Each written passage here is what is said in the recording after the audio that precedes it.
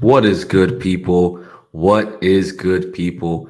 We are back with another live stream here on my channel. Everyone, make sure to hit the like button, hit the subscribe button. You saw the thumbnail. You saw the title of this video. I have my brother Brian here with me, and it's been a crazy couple of days in the world of Manchester United fandom, social media, whatever you want to call it. Um, I didn't make any videos this week or this weekend. Did one earlier this morning and just talked about some of the game. But I thought I'd bring my brother Brian on. Obviously, I think the therapy sessions are necessary. The therapy sessions are good. And I saw, man, Brian was going back and forth with people. Man, he was going back and forth with some people on social media because I think I don't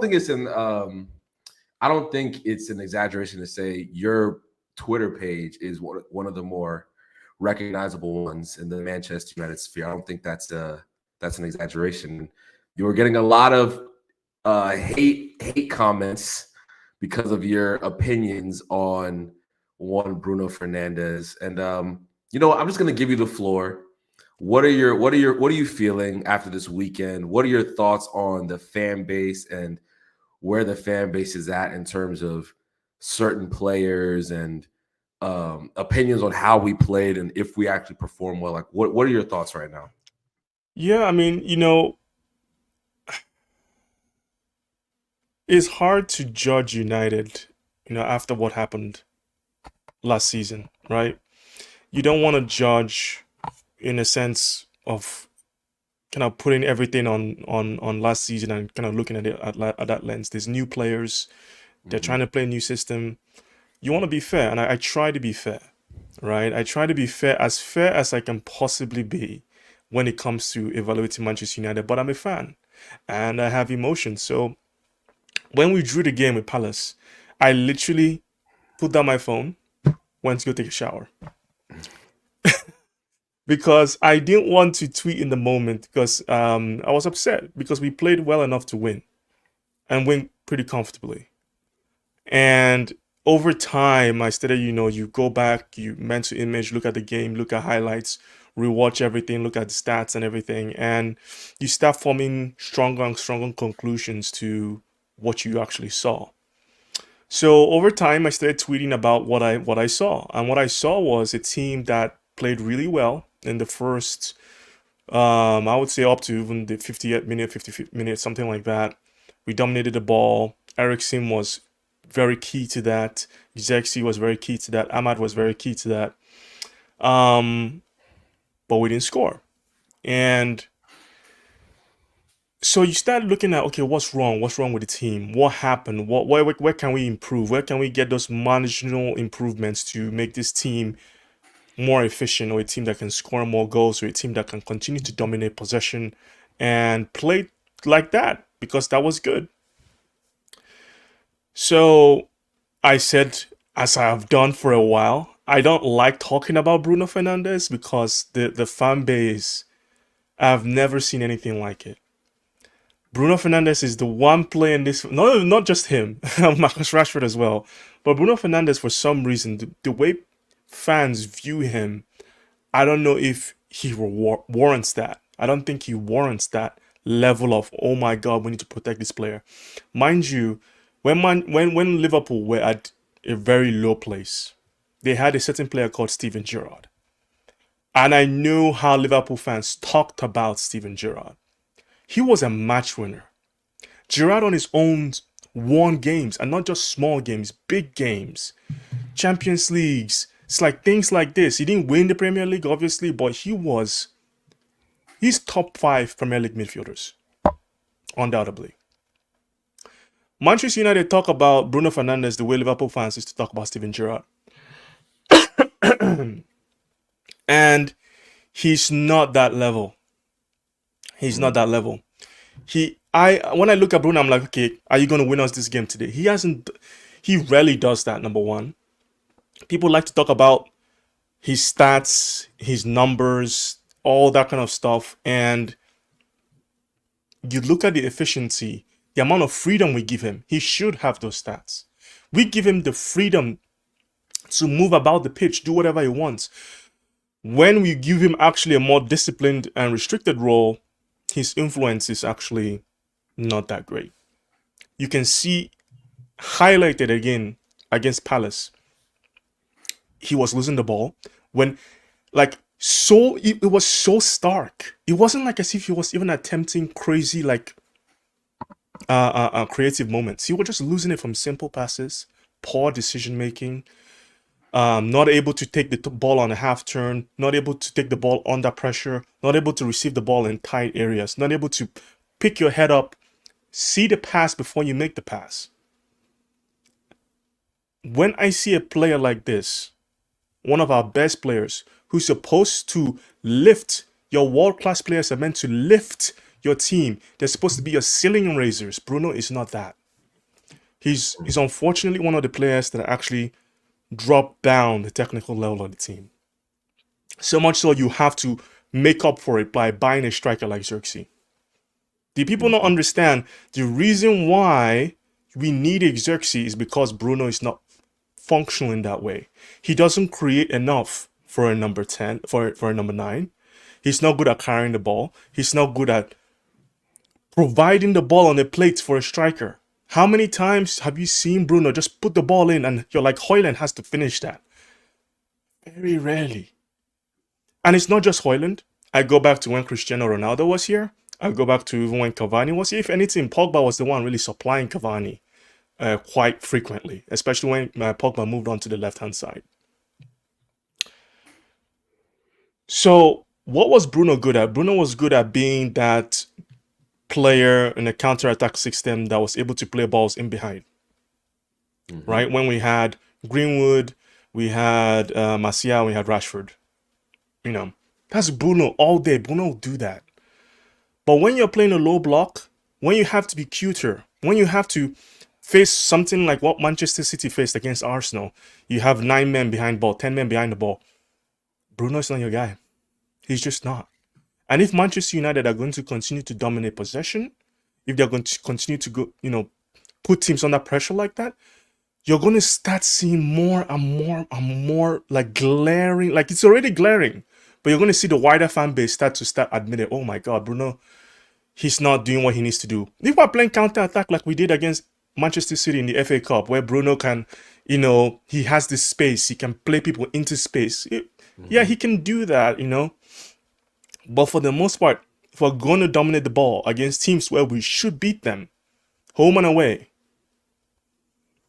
like how many times, like I had to ask myself, wait, we just signed Cristiano Ronaldo. I wasn't Cristiano Ronaldo's biggest fan. But if you're supposed to have the best creator in the world, and Ronaldo is what? The best finisher in the world, why didn't that, like, their relationship was really bad. Yeah. On the pitch. Yeah. And so again, they're countrymen. And they're countrymen. And you come to Manchester United again, we signed this young striker, Højlund. You only assisted him one time. You're the best creator in the world. Not like as if Højlund was having shot after shot. He wasn't.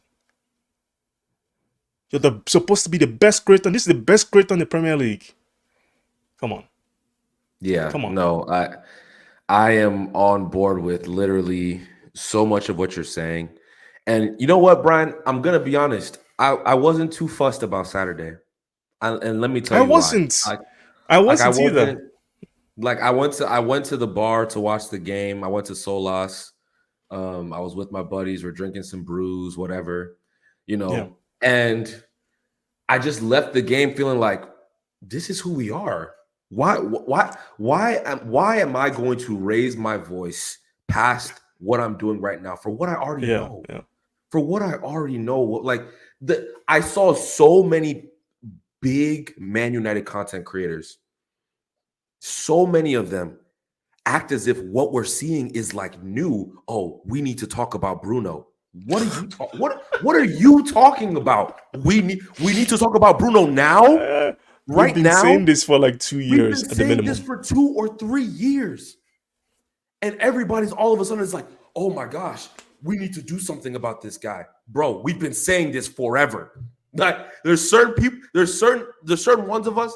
Like I don't like. I'm not saying this to brag. I'm not saying this to one up anybody. But Yeah. it's just jarring. It's just jarring to me. That honestly, the dialogue around Bruno, it was actually more annoying to me than the draw. Because it's like the Yep. draw is like, yeah, Bruno, he did what he does. He started playing as soon as the technical players got off the pitch, he started doing his hoofball thing, giving the ball away cheaply, just being who he is. But You know what I you see, mean? talking about the game, right? And listen, I criticized Ten Hag for the subs. The subs weren't great, right? The subs were not good. But it's kind of like Manchester City still living on, supposedly, De Bruyne and Haaland. Right. They're two best players. We Right. had Rashford and Bruno, our two supposedly best world-class players, right? On the pitch Mm-hmm, still. mm-hmm. Couldn't create anything. We got worse. Couldn't do We got anything. worse. We got worse. So I don't Worse. understand. Like, we have our two best players on the pitch. Why are we still like? I don't understand. You guys put these guys on such a high pedestal, and they don't deliver. No. They haven't delivered for a very, very long. Like Rashford, especially, has not delivered for a very long time. But you guys have them here. You can't talk. You can't talk to them. I'm not saying you should abuse them, but I'm saying there's no conversation. I was reading an article today.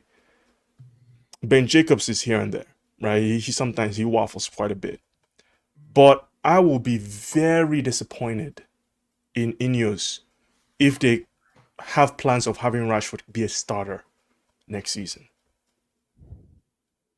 He just can't. They see it? He can't do it. He's not that guy. No. He's a very limited footballer. Very limited. It's just fun. It's just funny because like it's so apparent. I just for me it's like it's so apparent that it's like I'm seeing people say, "Oh, if we perform like that against Crystal Palace, we'll get results. We'll if we keep performing the way we're going to get results." Hello, we have faced Brighton, we faced Fulham, we've faced Southampton, we faced Crystal Palace. 4 out of our 5 games are against just objectively mid-table or relegation fodder teams, and we have 7 points in 5 games.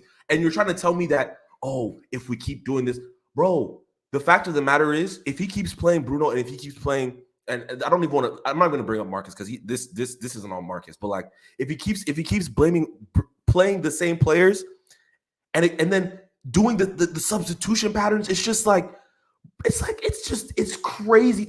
No, Brian, and the thing is, people are acting as if this is new knowledge and this is new information. Are people okay? No, because United fans, I don't know what it is, but like, oh my God, if you have a good performance, they will hold that good performance for you for a long time. Like, for a long time. Bro. Like, I'm seeing people having revisions on McTominay. Like, I don't know what is wrong with this fan base. I genuinely do not understand. Because if I was Ten Hag, right, and I had the backing of Ineos right now, I would be telling Wilcox, I would be telling Ashworth, I would be telling them, whoever needs to hear, I need a new left winger.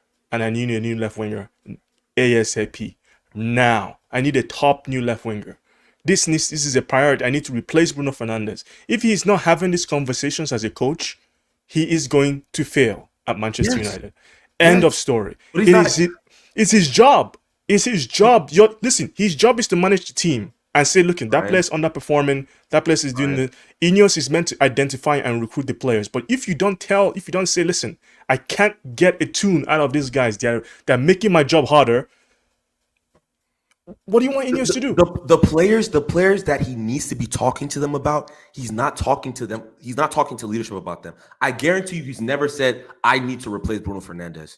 I guarantee you he's never said, I need a left winger. He's probably satisfied. He's probably satisfied with Garnacho and Rashford as his left wingers. He's probably okay. Like, he's probably like, I got my wingers here. Like, I'm good. Like, listen, Garnacho this past weekend, I actually didn't have too much of a problem with him. Like, I think he did decent outside of the goal. He played. Outside of scoring. Yeah. I thought he played well. But again, he's not ready. He's not ready for this level Yeah. to be playing. He played what 35 straight games or something like that last season. He's not ready for this level, and we're forcing him to play week in, week out. And he's not really he's not like improving drastically. You know what I'm saying? Like he needs to sit down, learn behind a world-class player, and then see how it's done. Like I was just thinking to myself the other day, like our wide players, like who do they start for? Like on that, especially that left-hand side. Like who does Garnacho start for Chelsea? Does he start for Aston Villa? Does he start for Arsenal? Does he start for Newcastle? Well, Like Martinelli has been garbage, so he's maybe been garbage, yeah. But I mean, if you throw Trossard, he's not better than Trossard. Listen, He's not better. He's not better than Trossard. as much as Trossard had a mare this weekend, he's not on Trossard's level. He's just not. The thing is that it just hurts me because when Liverpool were trying to sign Jota, I was like, we should buy Jota. Buy Jota. This is a fantastic footballer. Will improve us. When Arsenal were looking at Trossard, I was like, buy Trossard. Just get this senior forward in that will help our attack so much. Yes. For the last 6 months to a year, I've been screaming we should sign Cunha. Mm-hmm. Right? And some people have laughed at it, but I'm like, you need to think, what does Ten Hag actually need in that forward line? What kind of player is going to suit the team, right? The reason why I'm like Manchester United should sign Cunha is because Cunha can play everywhere. It's comfortable everywhere. Mm-hmm. He stands out like a sore thumb when he plays for Wolves. He just levels above everybody. Everybody else. Levels. Yeah. You put him in a Manchester United team with players like Ahmad, with players like Xerxes. Like he's going to go to another level. Mm-hmm. He will. He just will. And the next team that signs him, that recruitment team has done a fantastic job. Mm-hmm. Fantastic job. Now, people are going to be like, well, what kind of left? People are like, what kind of left winger should we sign? There's other people. There's Williams, that plays for Spain. Mm-hmm. I don't know if he's the kind of left winger we need. We need someone that's. We need someone that can carry the ball. Yeah. Carry the ball. Yeah. Carry the team when, I see Cunha when Wolves are losing, he's like, give me the ball. Like, give me the ball. I'm going to put this team on my back. I'm going to push us forward. Mm-hmm. That's what we need. Yeah. Right. A lot of our fans, I've heard a lot of people say Marcus is at his best when we don't ask him to do too much. If your top player is shirking, you're saying he's better when he's not on the ball, when he's doing less. I'm sorry, that's not a top player. That's not a top player. It's just a fact. Marcus Rashford, people just want him to get on the end of things, and just that's all. You know how much how much left wingers have to do. Okay, Jack Grealish when he played this past weekend, look what he did for the goal. People underestimate that level of simplicity. Just drive at your fullback and then see that open man at the edge of the box, and it caused chaos. That he didn't get I don't think he got an assist for that, whatever the case may be. But everything that happened for that second goal for City is because of one simple action that our wingers don't do regularly. Yeah, our wingers don't cause enough chaos. They don't cause enough chaos in the opposition box. That is something that I have been wanting for a lot. I want players that cause chaos. I want players that put people under pressure. Rashford just doesn't look at it. How can you be this supposedly top level left winger? Mm-hmm. You're not putting any kind of pressure on your fullback. Nothing. Easy game. No. Easy game. Constantly easy game. As soon as Rashford came on, I'm telling you, what's his name took a deep breath. What's that right? What's the right back's name? Was it Klein? I don't think it was Klein. I don't think it was Klein. I can't remember who the fullback was, but I can't remember the name. That's how that's how much I did. Yeah. Shout out Adam, by the way. Big up my brothers. People are finally waking up. I don't think he just needs a goal to be the best player since Cantona again. No, seriously. You know what's crazy about this comment right here? I remember 6 months, a year into Bruno's tenure, people were saying this is the greatest signing since Eric Cantona. Oh my days, And I Jesus. was just like, listen, and this is before I really started peeping Bruno like properly, because those first 6 months you're just gassed because he was keeping us afloat in terms of his GA. He Yeah. was, he was. hmm But then when you look back, I'm like, greatest signing since Cantona. Are You you this? I can name 50 Man United signings you that want have to been talk like about since his Cantona that GA, have been better. right? What? Let's look at Bruno's GA. His biggest strength, right? That's Bruno's biggest strength by far. His Mm-hmm, GA. So I think he came in 1920 season, right? mm-hmm, In 14 appearances, 8 goals, 7 assists.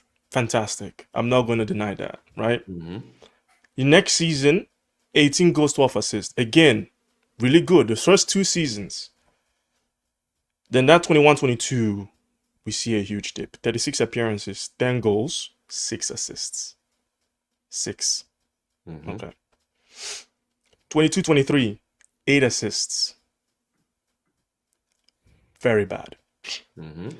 He hasn't hit double figure assists for 3 years In the Prem, in the Prem. right? This Right. is a guy that takes all our penalties for me, so the goals are not really anything special. No, no. 10 goals, 8 assists. People are like, oh, that's 18 GA. That's fantastic. I'm like,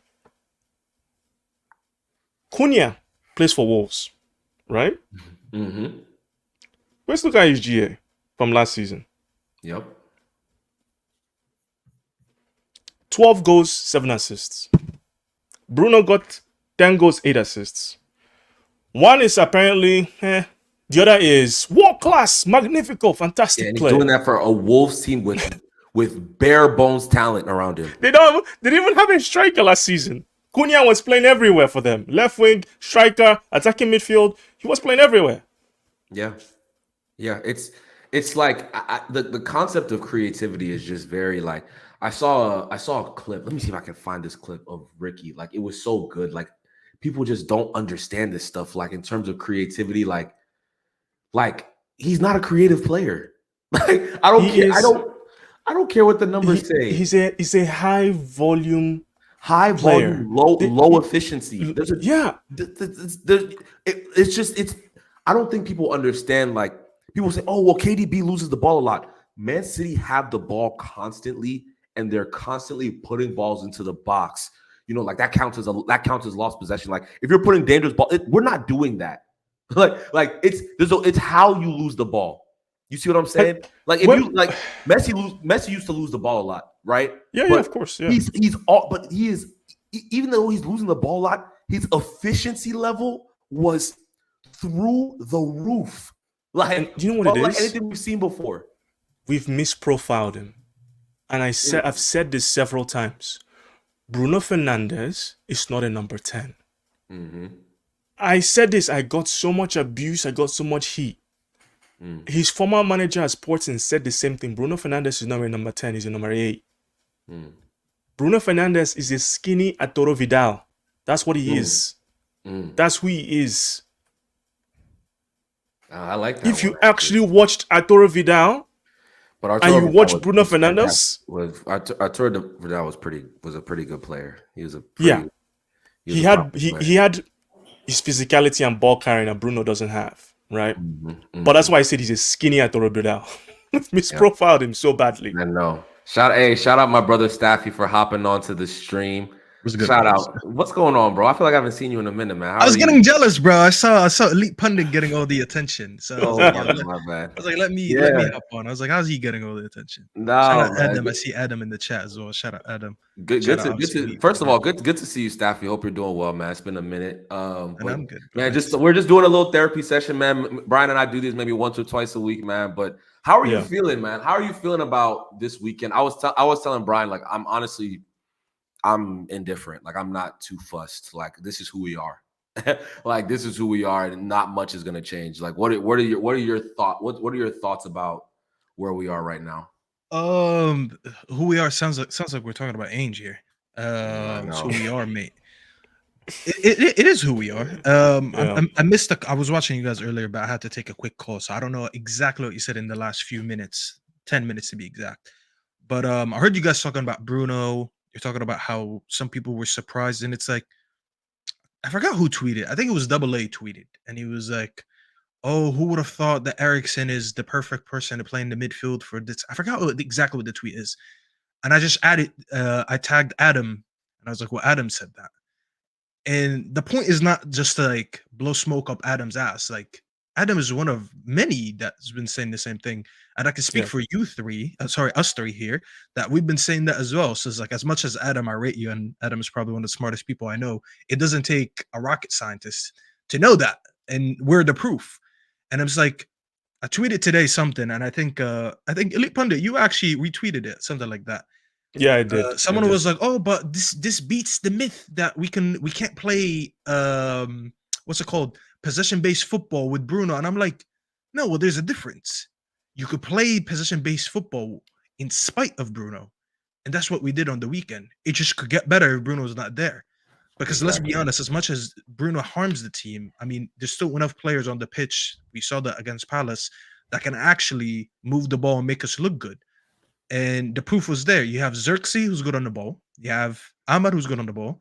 You have Meno, who's good on the ball. You have Exxon, who's good on the ball. You have two center backs who are good on the ball. And you have two fullbacks that are good on the ball. And you have a goalkeeper who's good on the ball. Garnacho, I'm going to leave him out of this one because he's more direct. I have no problem with him, but he's a little bit more direct. So he's not in this. And obviously, Bruno's the other one that I left out.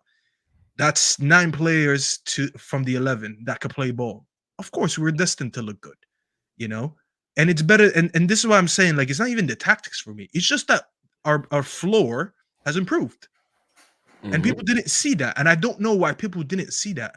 When you no longer have an Aaron Bissaka and you have a Mazraoui, when you don't have a Maguire playing and you have a Delict, when you don't have Hoyland playing and you have a Xerxes, when you don't have Rashford and Garnacho both starting and you have an Ahmad, it doesn't take you don't need glasses to see that.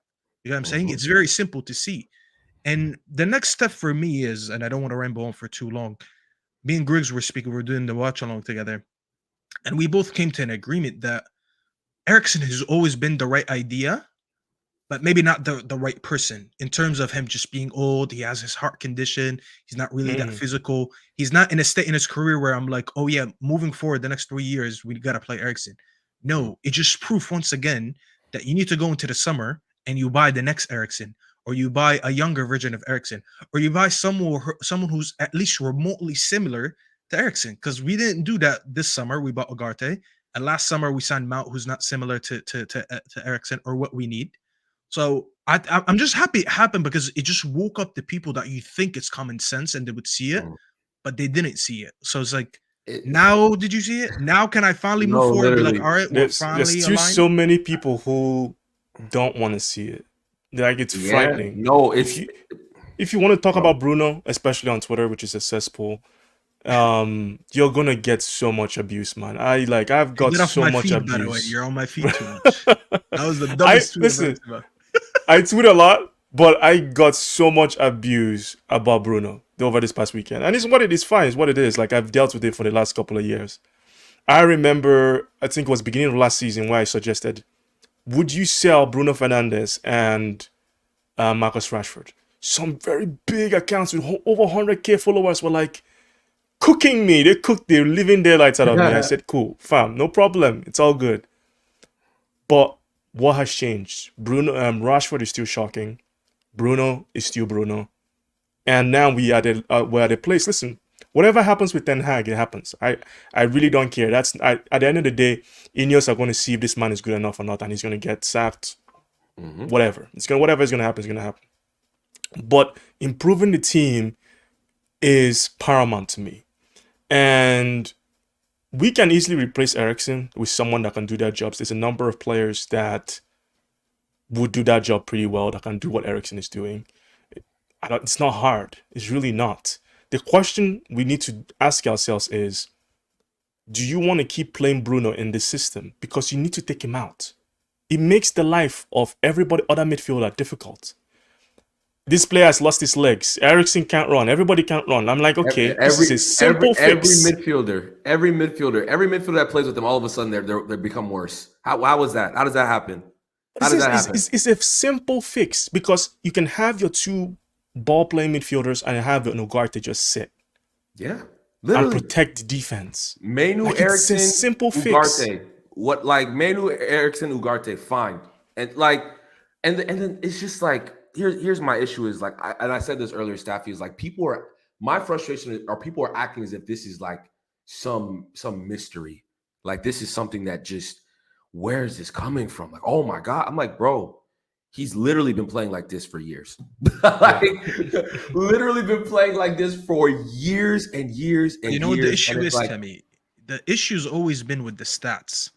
And I'm so glad that I Jesus. grew up in Yeah. a generation, and we're all here around the same age, where yeah, we grew up when football was not really in football was not easily accessible.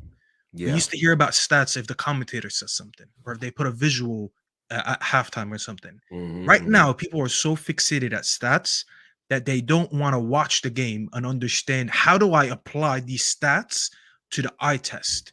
I've seen what's his name? Devil in the Details. Shout him out. But I saw he replied, I think, to one of Said's tweets about Bruno. And he said Ahmad lost the ball more than him.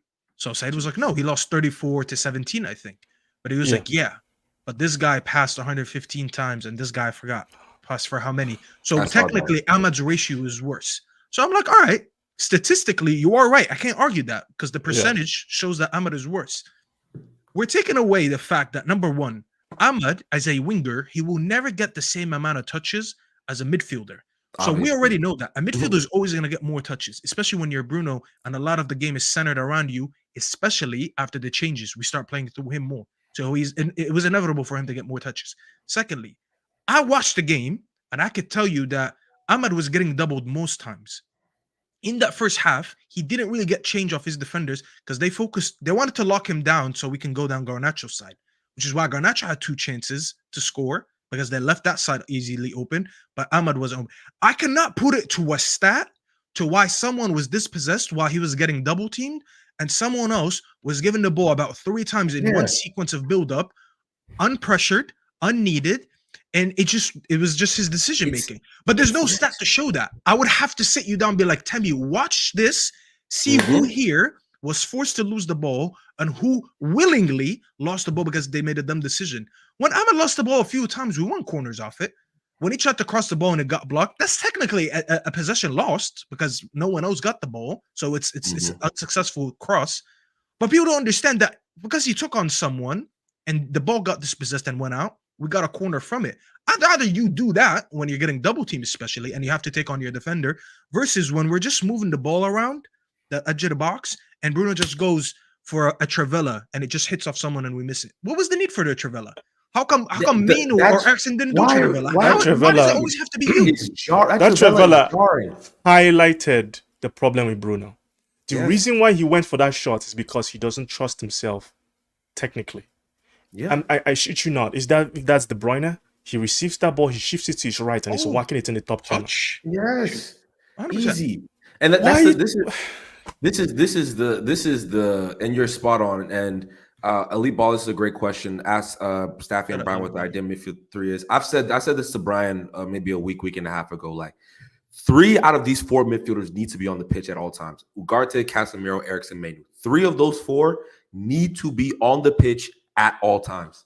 Like the same way we did with Barnes. You can say, oh, it's just Barnes, but no, that matters. Like you need that stability. You need those technical players. Like you need. Came on in that game, and I shit you not, he lost the ball quite a bit. It was against Barnsley, and I was irritated with his performance in a game we're winning 5-0 or 6-0 or something like that. It was 5-0 when he came on. 5-0. I was like, what is this guy doing? Just keep the ball. He had 2 assists, though. He had 2 assists. Don't forget that. Of course. GA. Like, and that's the thing is, like, for me, like, what Staffy said to a T is, like, it's not about the stats all the time. It's like, how do you lose the football? If you are in open space, players to the left of you, players to the right of you, and you're trying the most difficult pass that's available, the pass that has like a 10% chance of coming off as opposed to a pass that has 95% chance of coming. Like it's just like use logic. The more you keep the ball, the more you have opportunities. We're also just fortunate. Like obviously De Ligt missed a big. I mean, he didn't miss. It was a great save by Henderson, but like Henderson had a good game. We missed some chances, but like Crystal Palace had chances too. What if Eze finishes that chance in the second half? Like, what are we talking about right now? Like, what But would see, it, the what thing did that is, look like? I've said this every game. You're playing in the Premier League, the opposition is going to get chances, regardless of Yeah. how good you are. They will get at least one chance. We should have been at least 3-0 up before that happens. Exactly. That kills the game. You can then play on the counter attack and tear them to pieces if you're a decent team. But like people don't like Bruno. His positioning for passes when you're trying to break down a team is abysmal. You see Ericsson is always available he's following the game. He's making himself available to his teammates, which again makes the passing options easier for your teammates. You're going to stretch teams out better. But like you see Bruno, he's too advanced. Like he's in positions where you have to be Pirlo to find him with a pass. Like it's crazy. Like people don't see this, but these little things, they matter.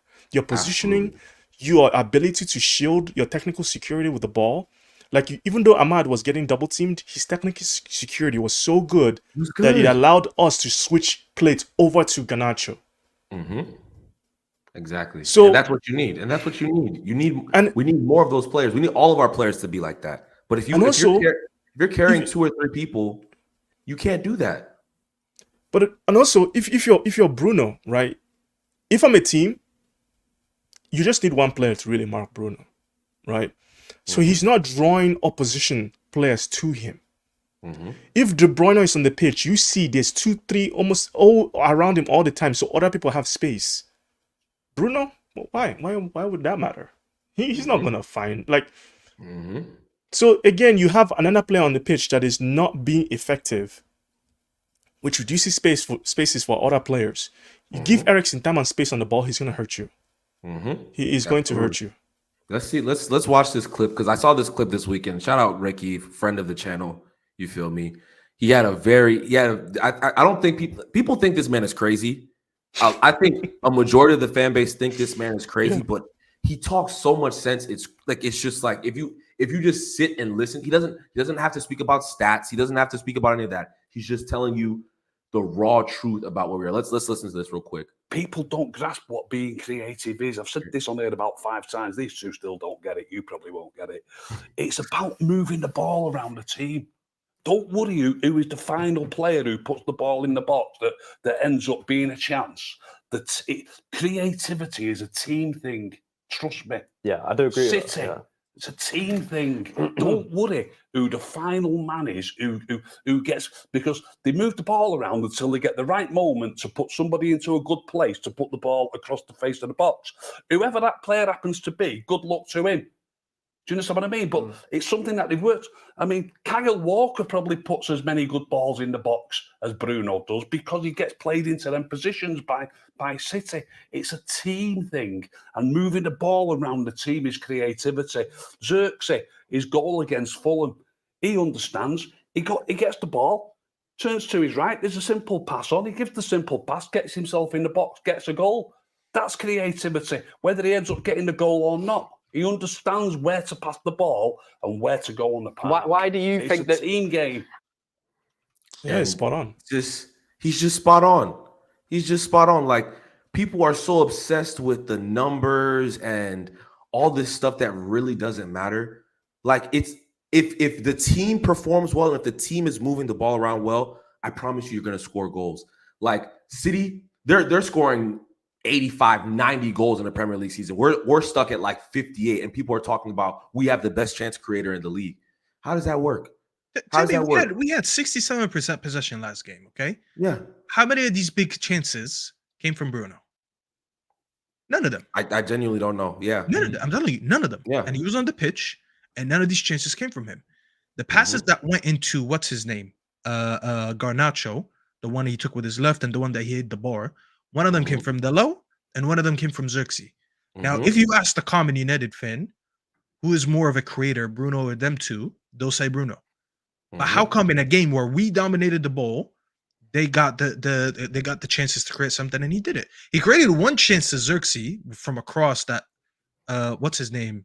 Had a good save on it, Henderson, before the Henderson, Yeah. half, and that was pretty much it. But that just shows you that in a game where Bruno's not involved as much, we did not struggle. This The thing myth is, that you have he's to play rarely everything involved. through him is not true. Because City used to win games when De Bruyne is not there. How could that be? How could that be true? How could you tell me that they could win a football game and score goals when their best creator is there? You know why? Because they still have a decent enough team to maintain possession, move the ball around, and someone is going to create something. But people don't understand this. When we took out Ahmad, Xerxes, and what's his name, Ericsson, and all the creation went back to Bruno, what happened in the last 15 minutes? We look bad. And that's not necessarily, it's not even me necessarily blaming Bruno. It's me blaming now the manager putting all the burden on Bruno again. Because it was fluid when he wasn't the main focal point. Now that you made him the focal point again, nothing happened. And the stats showed that we struggled to create chances. Forget to create chances. We struggled to enter their final third once these guys got subbed off. We made, I think we made 17 passes into their final third. And if you compare that to the ratio to when they were on the pitch, I think it was more than 2/3. So it just shows once again, it is a team sport. You don't have to heavily rely on a person that wants to play grenade football all the time. We have a Yes. decent enough team right now where we don't have to force everything for Bruno. If Bruno wants to adjust the way that he plays to be a part of this team, that's up to him. Because we proven we don't need to do that. I agree with, I think Brian just said this. He'd rather run a midfield of Agarte, Ericsson, and what's his name, Menu. and Menu. But what happens when Ericsson can't play every game? Because you can't rely on Ericsson to play 3 games a week every game. Bruno comes in. What is Bruno gonna do? Are you gonna play the way Ericsson was playing? Or are you gonna just bomb forward again? I'm not gonna lie, and I want to ask you guys this. I would rather play Casemiro in the 8 than him. Because I'm not even a big fan of Casemiro, but I've always said Casemiro is a decent 8, and I'm not gonna lie. The guy in the final third actually has decent passing. Like his passing in the final third is underrated. Like it never gets talked about. That pass that he played to Dallo the other day when we won 3. Yeah, that was crazy. That was crazy. That little was a very good slip pass. for the cross. That was a When we ridiculous played pass. City and Yeah. he put 2 balls on a plate for Bruno and he missed both of them. No one would really expect that. So Yep. I'd rather play him in the 8. Even Look at this Mounts high one. We didn't big up Temi and Brian. What about me? even Mounts offers a little bit more than Bruno in terms of ball retention and just overall better positioning. Like for me, is the structure of the team is what's going to win us more points, than Bruno's style is just not going to work for this team. I don't know how Ten Hag doesn't see it. I don't know how. Like, you've made the most erratic player in our squad your captain. What are you doing, man? Like, come on. Yeah. And this is the same. This is the same thing that listen. That was Ollie's downfall. Ollie making Maguire his captain. Immediate. You just wrote yourself a death note. And the same thing with Eric Ten Hag is like you make Bruno Fernandes. These are players again. Like you can't have players who, when you're looking to them for leadership, they're in the same place. They're in the same doghouse as you. They're trying to figure it out the same way you're trying to figure. Like that's not how that works. You feel me? Like I'm gonna say it again. Three of these 4 players need to be on the pitch at all times, and then we need to sign more players to supplement the rotation. Ugarte, Ericsson, Casemiro, Menu. 3 of those 4 have to play for balance, for teamship, for creativity, for all of it. You know what I'm saying? And people act as if, if we lose Bruno, we're going to be so much worse. We finished in 8th last season. We finished with 7th. We finished with 7th and 8th place with him as our quote unquote talisman. We will be just fine. We will be okay. We scored 58 goals last season. I think 57 the season before or something like that. Like we're not this prolific. It'd be one thing if we were just scoring a bunch of goals and conceding a bunch of goals. We don't score enough goals and we concede way too many goals. It's like, we're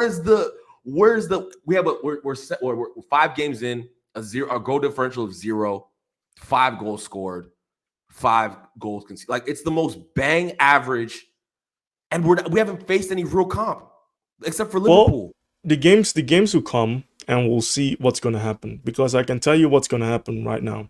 Bruno is going to have one of these games where he gets 2, like a goal and assists, and everybody's going to be like, see, I told you, Bruno Fernandes is we can't drop Bruno.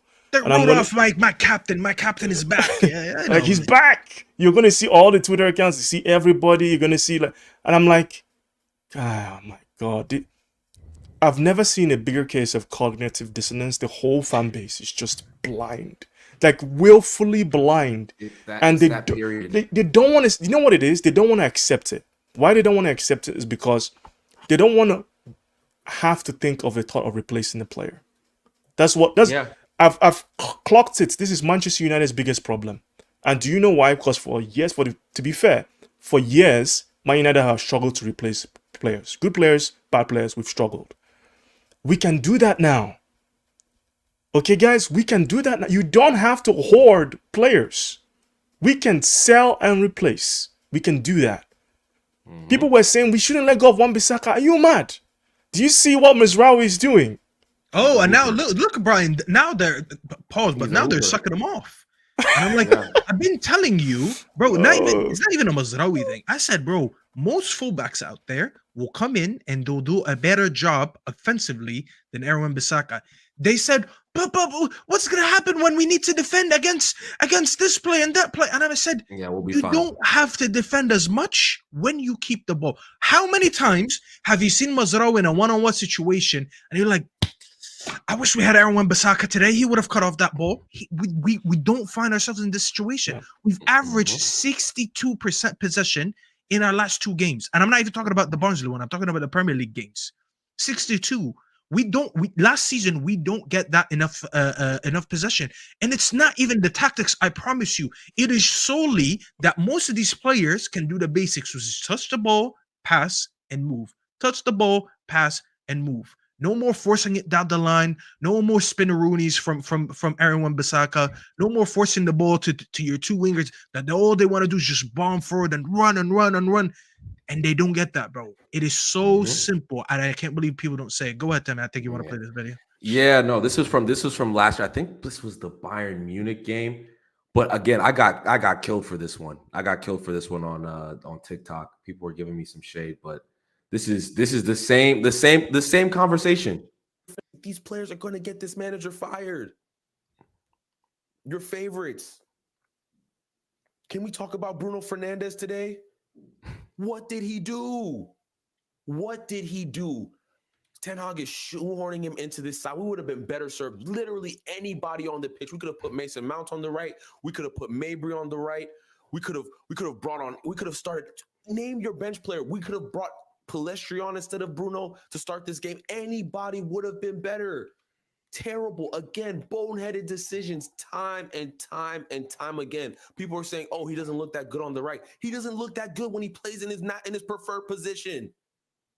He doesn't look that good when he gets played in his preferred position. It's the same thing. It's literally the same thing. What are we talking about here?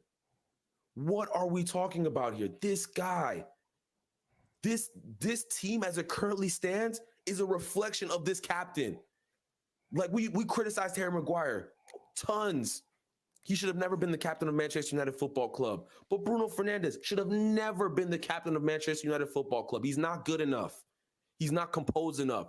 He hasn't proven anything. Goals and assists don't mean shit when you're not winning games consistently for Manchester United. It does not matter. It does not matter. This team is a reflection of their captain. I promise you. Lacks composure when it matters. Lacks quality when it matters. Lacks moxie when it matters. You know, Temi. Sound familiar? Sound familiar? Bro, if you told me this after like the Liverpool game or any of the games this season, I would have believed it. The same. I could have told you I made this. I could have told you I made this video last week, and you'd have been like, Yeah, "Oh, and yeah, I still would have believed you. yeah, this happened. This was last year. Like this was last year. It's crazy. It's like deja vu. It's like deja vu. We went to the Camp Nou. We played Weghorst as a number 10. And looked And way we better. bopped Barcelona off the pitch. Yes. With Weghorst and Fred. What are we doing? Bro. Honestly, people like making, I'm not saying we would win the league with such a midfield, but I'm saying like if you just want, people make it sound so hard for Manchester United to play good football. It's really not. Honestly speaking, it's really not. It boggles my mind how we had Eriksen so much last season, we barely used him. This is where criticism for Ten Hag comes in. Because you had Eriksen, you had Amrabat, and you chose not to use these guys. You had Casemiro doing spliffs, trying to cover the whole midfield on his own. What are you doing? Why, like, do you know what it is? And, people are going to say it's a conspiracy theory, but I really think Van Nistelrooy is getting in his ear a lot in regards to what needs to change, because I don't think we've ever seen... We took off Bruno against Brighton. People were upset. I wasn't upset at that. I was upset of who he brought on. Yeah. He brought on McTominay. That was the wrong choice. But that's on Ten Hag because he loves McTominay. Taking Bruno off was fine. You should have taken Bruno off again against Palace. But because he probably doesn't have McTominay on the pitch, he decided to leave him on. Oh man, this guy, he's gonna get himself sacked, man. Like, you know what I'm scared of? I'm scared of we've played so well with these technical players together. We're going to come up against a tough team like Aston Villa, Tottenham. He's going to play Rashford, Garnacho, forward line, and maybe Højlund. Because he wants pace.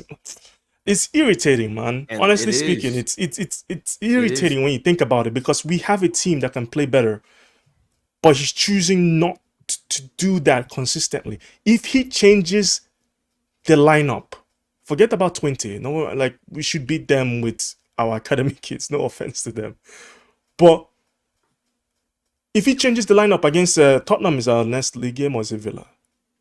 We play Spurs first at home. Spurs. Then we play Villa. That Spurs lineup is going to tell me who this man wants to be. I agree. Who he wants to be for Manchester United. Absolutely. You know why? I agree with you, Brian. And you know why? For the people who probably didn't get what Brian didn't even have to explain, but I'll explain it for him. That high line is very tempting for anyone to play those three up front, or at least two of them. This manager can either say, no, listen, I figured out what I was doing wrong. I'm going to remain with the same ideology from last week. Or he's going to look at that front line, and guess who tweeted that already? CK. Who? He tweeted, he said, I saw who we play next game, and I understood why he benched Rashford. If he plays him and plays Garnacho because he sees that high line, and he's just tempted, and he throws away his ideology, he's like, ooh, and he licks his chops. He's like, yeah, I'm going after that back line. Then it shows me that he actually didn't learn anything. And it proves once again, that he does what I always say, this guy stumbles into solutions. He doesn't actually think of it. I don't think Casemiro would have gotten dropped if it wasn't for that horrendous Liverpool performance. And he's like, you know what? There's too much heat for him. Let me try something different. Puts Eriksen. Oh wow, we're moving the ball well today. Actually, hold on. Let me do it again. Let me just see something. This is again against Barnsley. He's like, oh my God, worked twice in a row now. It was just Barnsley. Let me do it one more time. And it worked. If he goes and changes that against Spurs, he shows me that he literally doesn't learn anything. He stumbles into solutions, and he's not even smart enough to maintain it, because he did it last year with Amrabat and he didn't learn it. So we'll see if he learns it. He did it against Liverpool. Liverpool. He benched Ahmad. I don't know why he was expecting Liverpool were going to play this ridiculous high line. No, honestly, and we made it look so easy. What is he didn't even learn from preseason. They did the exact thing in preseason against us. He didn't learn anything. What is the main gripe with Bruno? He's not good enough, Rajat. Like that's the main gripe. Like, I have spent years and years of people trying to tell me he's a value add to the team, but I can't see it. Like, as a number 10, like, think about his strengths and his weaknesses. Like, the first thing that people talk about when it comes to Bruno is, oh, he's just an engine. He's just fit all the time. Like, if that is he walks hard on the pitch. He presses. If that is your indelible quality, that's the first thing people talk about when they're talking about you as a footballer. Red flag. I'm just letting you know that right now. His weaknesses, let's unpack them. Positional awareness, non-existent. Bad. Very bad. Ability to control the ball in tight spaces, non-existent. His ability to carry the ball, non-existent. His dribbling ability, not good. Like, and he's supposed to be a number 10.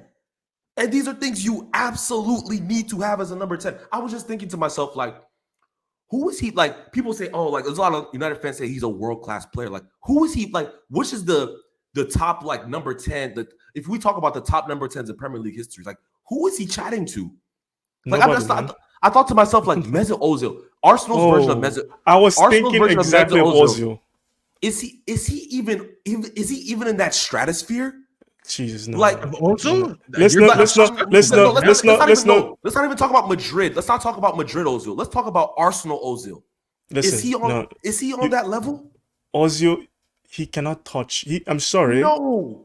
Bruno cannot lace Ozil's boots. Like, not in a million years. No, it's generally a disrespect that you even asked that. I thought that would be one of the last things. No, Staffy. How about this? Danny Olmo. No, what? Stop.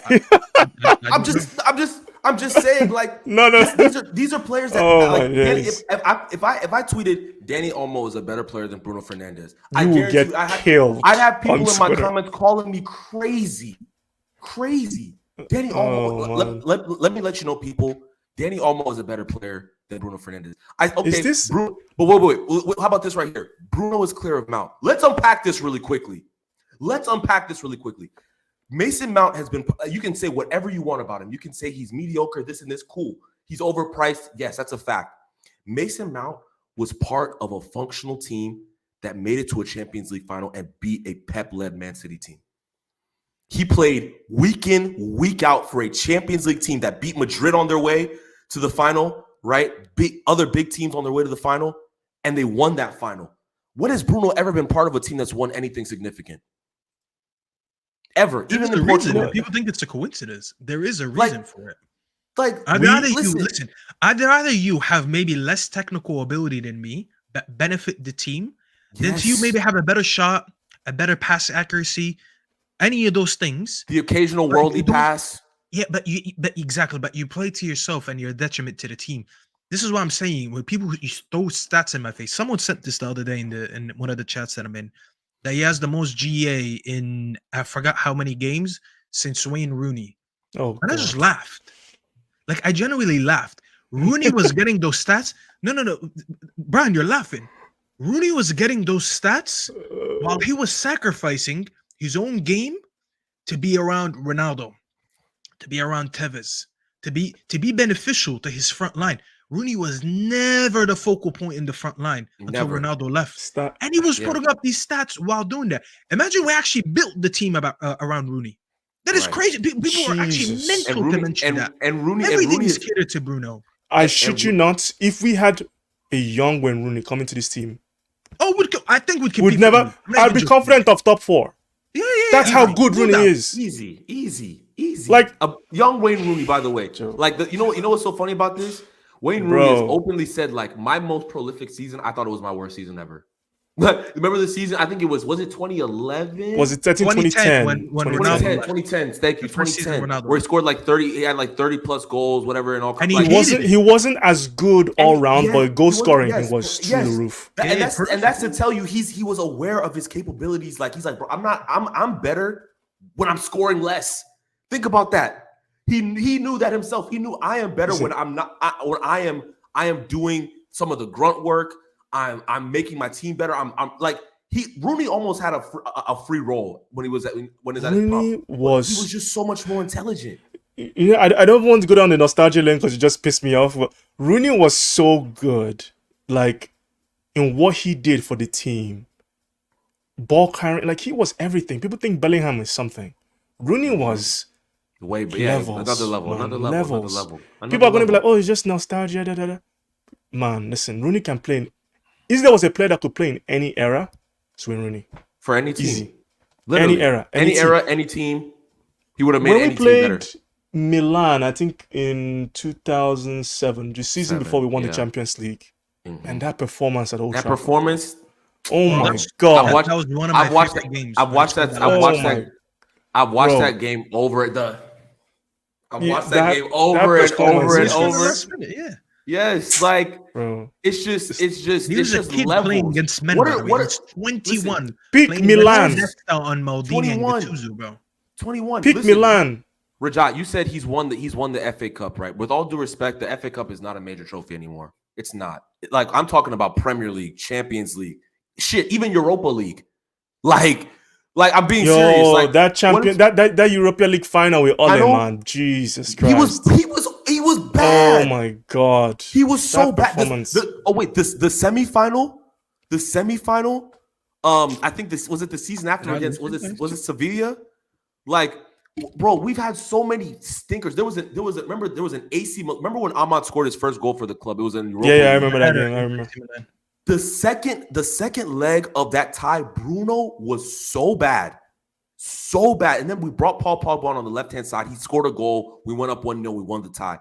Bruno was so bad in that first half. I want people just talk about I'm just pulling this out of nowhere. What are Bruno like for me? Like fans, what are his indelible moments as a Man United player? The Like, funniest thing is Bruno's best performance, I would say, for Manchester United. Most of them came in his first 2 seasons. Yeah. The quality since then has just gone worse and worse and worse. And There's a United performance. I've said it so many times. We don't know when to sell players. We don't know when to get rid of players. We are what are we doing right now? Is trying to coddle Marcus Rashford. Why are we so scared of trying to sell this? I don't get it. Like I'm so confused. Why it's so difficult? This guy's he's having horrendous thing. Jesus, his form is so bad. Genuinely, we would be better off if we had Dan James on the left. No, yeah. He's so bad. He's been so Rashford bad. offers nothing. It's like we are playing with 10 men. Honestly. People are like, oh, Rashford is back. He scored against Barnsley. Look at him. He's smiling. I'm like, oh my God. This fan base is cooked. You think a player is back because they're smiling. They are so desperate. It's insane. You're so desperate for this guy just because I don't know if you just like him personally. I don't know what it is. But you think that's it? No, it's the quality of the player. Absolutely. Rashford just doesn't have it. You guys are killing him. If I'm being honest, you're killing him because you're putting him at a level he's not at. Yeah. He's not at that level. Listen, Rajat, shout out for this comment. End product wins games, not being. With all due respect, you create more end product when you have more technical players in the team. You know what I'm saying? Like it's if you're thinking to yourself, which individual player is going to create the chances, you're thinking about football the wrong way, my brother. People wonder why Giggs and Scholes played for so long. Their technical ability was so high, it allowed them to play for so long. Like, of course. And I was gonna say, just a quick question to Rehat on that. Look at City as an example. How technical is Haaland in terms of playing football? Not his finishing. His finishing is elite. But as an all-round footballer, he's pretty limited, right? But he has end product, okay? But look at everyone around him. How's everyone's end product around? Who else in this team scores that many goals? He has 10 goals. His team has 13. Which means everyone around him contributed for 3 goals. Do you understand how bad that number is? So you're telling me the whole team contributed for 3 goals. Stones had 1, and God knows who scored the other 2. Is that a detriment? Does that mean that they're a bad team because no one else has end product other than him? Right. No. You know why? Because he is surrounded by a sea of technical ability. He looks left, he looks right, he looks behind him. Everyone around him on the pitch is technical enough to sustain possession throughout the game, create enough chances. And they were like, you know what? This guy is extremely good in output. We'll just give the output to him. Now, I'm not saying there's anyone out there that can give us the output Haaland could do, where we can afford only one player with good output. But look at Liverpool as an example as well over the years. They had Salah contributing with the main output. And then you had Mane chipping in with a little bit less than him. And Firmino. But then everyone, who else was a top scorer? The midfield technically wasn't. It was just workhorse. It was Wijnaldum, Fabinho, and Henderson. Like Henderson, like just where was the output? What? Yes, people were so. A couple goals. People are so obsessed with individual output. Like, bro, I don't need a midfielder to score a billion goals. I Temi, need the to keep striker Firmino got double-digit goals. I think only 3 or 4 seasons. yeah. That's not And a he's lot. and mind you, He's a striker. he was a top player, by the way. No, Firmino. of He was course. No, Firmino He was wasn't an ridiculous. no, output I know. player. I'm just saying that for the audience. Yeah. Like, he was a top player. He was a top player. You know what I'm saying? Like, I pray for the day Man United fans really see this for what it is, because it's critical. It's actually critical. Like, the next manager, if the next manager keeps Bruno in the team, bro, I can't trust that. I can't trust that manager. I'm sorry. I can't trust that manager. Like, you have to be able to see what's going on here. Like, you need balance in midfield. It's really not rocket science. It's really not rocket science. You know what I'm saying? See, Like, no other team plays the way we do. the way we play. Bruno. Just no other team does it. It's crackhead Yeah. football. Nobody else does it. No. I'm looking at, like, I remember when Tielemans was free, and I was like, I was screaming it on Twitter. We should get Tielemans on a free. I Get Tielemans on a free. I wanted him to, yeah. Our fanbase was like, "Oh my god, he doesn't run. He's blah blah blah." I'm like, "Oh my, okay. He's not physical. He's not physical." They You told know? me that. He keeps the ball. Look at him at He Villa keeps right the now. ball. Oh, Look at him, yeah, look at yeah. him. They Mind put him you, on a physical when- player in when- Onana, and they gave him a 10 in Rodgers, and they have decent enough players around. Look at him now. No one is saying, Yeah. "Oh, he can't run." He's doing it in the Champions League, and he's doing it now in the Premier Right. League. Sustaining Right. top four. And it's like, you know what's funny about that? When be right back, Tielemans was sorry. playing, Yeah. when Tielemans was playing for Leicester, right? Yeah, They won that midfield battle against us. All those games we played, they won those midfield battles. They would work us every time. And Ndidi, Tielemans, Madison, every time. I remember one time they put was it 4-1? I remember Maguire made a big mistake in one game. Like, they used to work us in midfield. yeah. And you know what's crazy now? They are doing the same no legs argument to Menu. Mm-hmm. Oh yeah, Manu's They're not doing an it to athlete. Menu. Oh yeah, Manu's not an athlete. He doesn't have the blah blah blah blah blah. Bro, listen, Paul Manu's not- Scholes. It kills me that we had Paul Scholes. Scholes was not an athlete, No, but Sir Alex Ferguson literally had to get this guy out of retirement because of how good he was technically. bro. Did you see what Xavi, Iniesta, and Busquets did to us in the Champions League? We could have had 5 Park Ji songs in football midfield and we yeah. wouldn't touch them.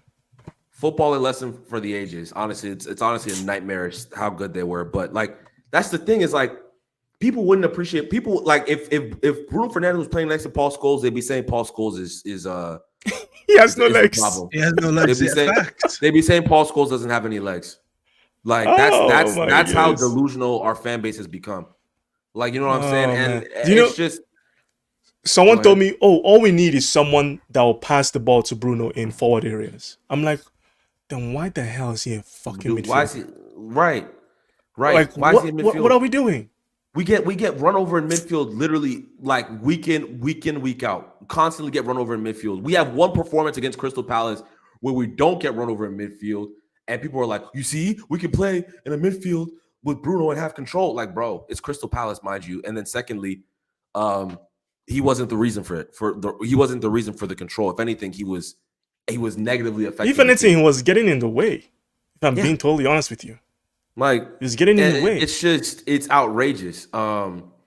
We are slowly transitioning to become more technical, though. No, absolutely. no doubt. Well, No listen, doubt about that. the long-term vision, like, I see the long-term vision of what Ineos are trying to do. Like, this is not an Ineos discussion. We're content creators. We have to talk about the short term. You feel me? Like, we'll talk about like the long-term stuff. We're going to talk about that a bunch as the months progress and more news and all this stuff happens. But like, we have to talk about the reality of our weekends, our tomorrows. Like, this is where we're at. Temi, I'm begging to God that someone sees reason and says we need to sell. If we need to raise we need to raise the funds. Okay, we need to raise the funds so sell Rashford, sell Bruno. I am pleading. I cannot do another season like this, man. Who's gonna take? I can't do it. Who's I gonna can't take? do You it. know, I think about this a lot. They have two of the worst contracts in the Premier League. Like, who's actually gonna take Marcus Rashford at 250k a week? Someone will take him. He's English. 250k a week.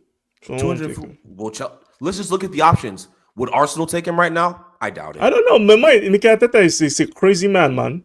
I don't know. Like, I he don't know took about that. Sterling. He might if Rashford is to leave, someone has to cut him. him. Sterling's better than him, though. Like that's the thing. But It's he's like younger. He's younger. So Yeah. so Arteta might be like, maybe I can do Project Rescue this guy again. He could. Like I'm being dead ass. Like so many Arsenal fans were on Twitter saying, we can't take Rashford, we can fix him. I don't want to talk too much about Arsenal, right? But yeah. bro, that team, Simeone Yeah. 2.0 Arteta.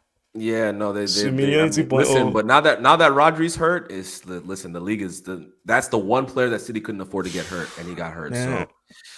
So it's gonna Good be luck to Aston Villa, because that's who I'll be rooting for. No, facts. Who point. would you urgently sell, Bruno or Rashford? That's a great question. Probably Bruno. I'm not gonna lie. Bruno. Yeah, I think it'd be Jeez, Bruno. I think it'd be Bruno. Listen, like Rashford is less. He has less effect because of just naturally the position he plays, right? Wide players just touch the ball less. They influence the game. Well, I mean, good wide players influence the game a ton, but you can get away with the wide player being just a workhorse, like you know what I mean?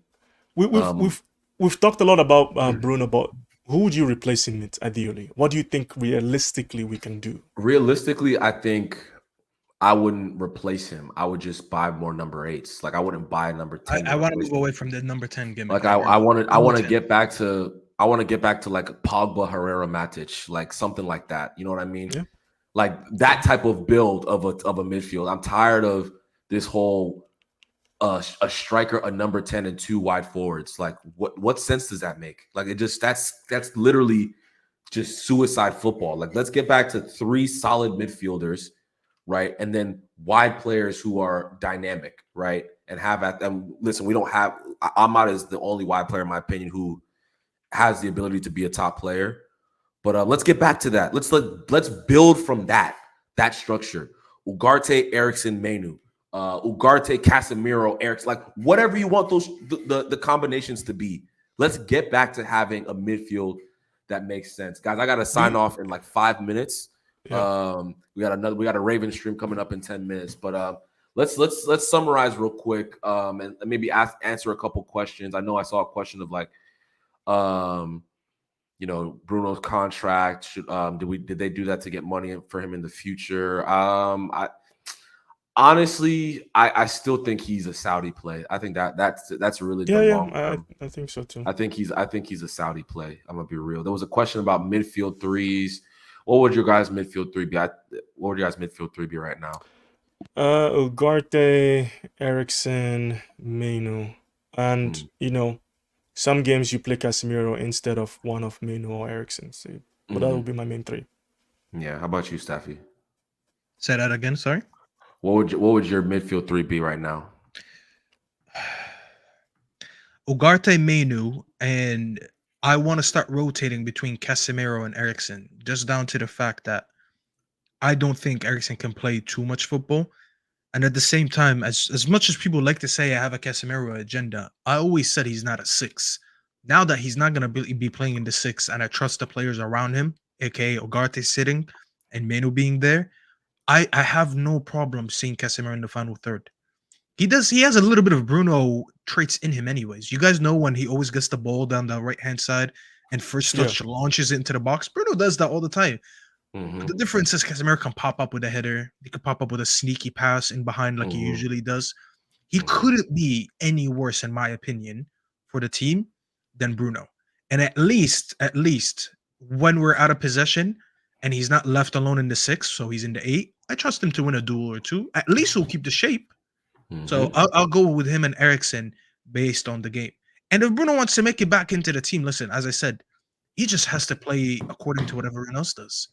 If you're going to play at a slower tempo, not rash, and stay in position and don't harm the midfield, then you have, because I rate him technically still. So these are the stipulations for you to come back in, or else you're just going to have to be on the bench or probably play up front. I don't know. You're figure it out. It's up to you. Yeah, and Regista Kev, I think it's more 2 8s and a 6 as opposed to 10 and 2 6s, right? So that's more of the thought process. A majority of teams play that way. Like literally, this is how a majority of teams playing in Europe right now is 4-3-3. Some teams play with more wide players that are more like midfielders, right? Some teams play with wide players that are more like inside forwards, like we do, right? It just depends. And Tell me, listen, the best two teams in the league don't have a 10. KDB is not a 10. People say he's not a 10. He's an 8. He's a wide He's 8. an 8. Yeah, Real he's Madrid an 8. don't play with a 10 either. He plays on. He loves that. Yeah, it's not a no. Yeah, Bruno, Bellingham's not a 10. sorry, Bellingham's KDB not a loves 10. that right hand side. There's Yeah, a that reason right he's hand, that always right there hand spinning channel. the ball into the box. Yeah, Yeah, Jude Bellingham loves that left half space. You feel me? Like Odegaard is not even an 8. Yeah, He occupies the right as well. Exactly. So it's all it's. Oh yeah, Rhino. Of course, I'm gonna hit you up for sure. And like, Rhino, listen, Shout out to Rhino. Rhino height. Yeah, but it's like this is football. I think we'll sum up with this. Football is not that.